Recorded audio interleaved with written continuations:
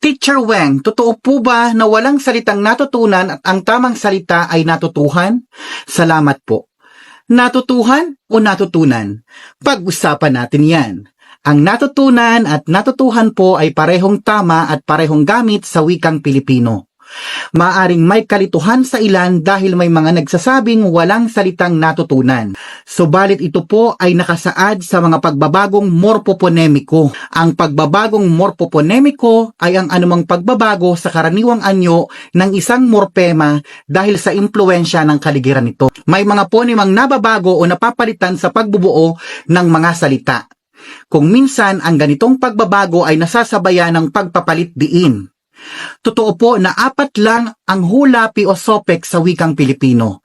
Ang han, an, hin, at in. Subalit hindi naman hulapi ang usapin sa formasyon ng salitang natutunan, kundi ang usapin ng pagbabagong morpoponemiko. Ang titik na H ay pinapalitan ng titik na N na walang magaganap na pagbabago sa kahulugan ng salita. Ang tawag sa pagbabagong morpoponemikong ito ay pagpapalit ng ponema. Dahil sa pagpapalit ng ponema, lalong magaan at madulas bigkasin ang isang salita.